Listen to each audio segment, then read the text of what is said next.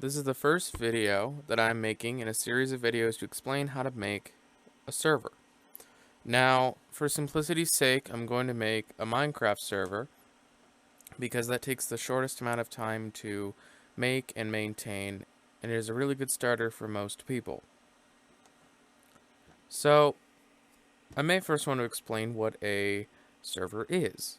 A server is a program running somewhere on a computer that allows other computers or other people to connect to it. A way you can think of it is also a website. Every website is a server running somewhere, allowing people to use Facebook, Google things, post things on YouTube, etc., etc., etc.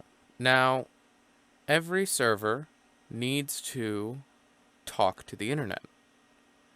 And how servers talk to the internet is through IP addresses. And IP addresses are just little codes, kind of like zip codes, to allow people to connect to them.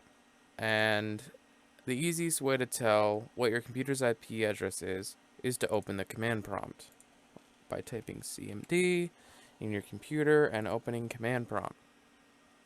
Okay, now in this window, you want to type in ipconfig. Now, there are two numbers that you need to care about if you are going to make a server.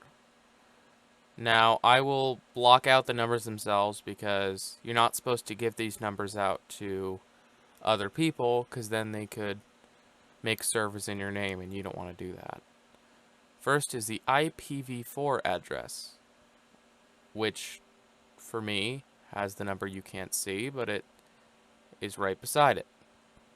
The other is the default gateway, which is another number which you may notice is very similar to the IPv4 address.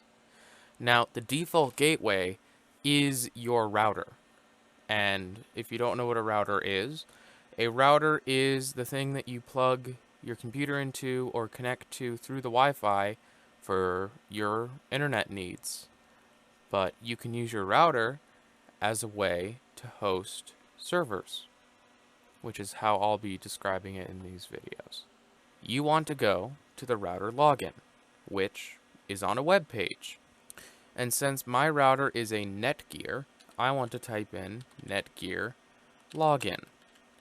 Now, you can do this for any other router, you just type in the name of your router instead.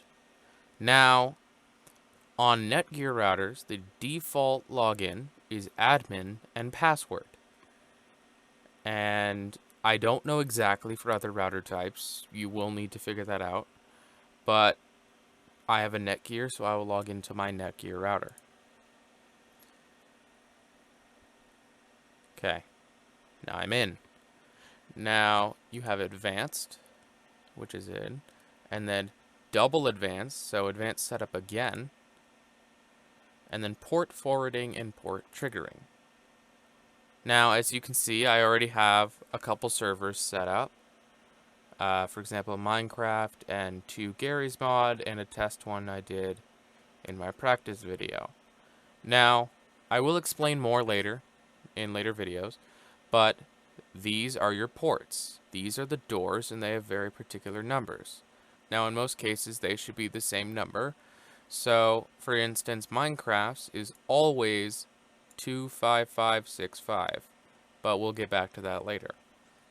Now, the third number here is the internal IP address, or the IPv4 number that I showed you in command prompt. So, remember to write that down before you start the next video. I will come back to this again, but for simplicity's sake, this is how you make a server. First, you type in your internal IP address and click add. So there's the number and add. Now you can see right here it says FTP and then a couple numbers. But if I was to select it with this little checkbox over there and hit edit service, I'm able to make it more server friendly. So you always want to do TCP and UDP because people have different ways that they connect to the internet.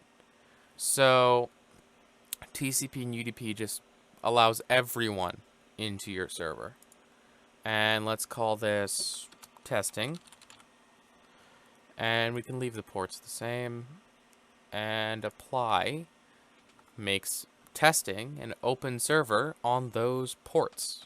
Now, in the next video, I will hopefully be explaining to you how to set up the folder for your server, because all servers need to be run out of a folder, or else it just gets too jumbled up.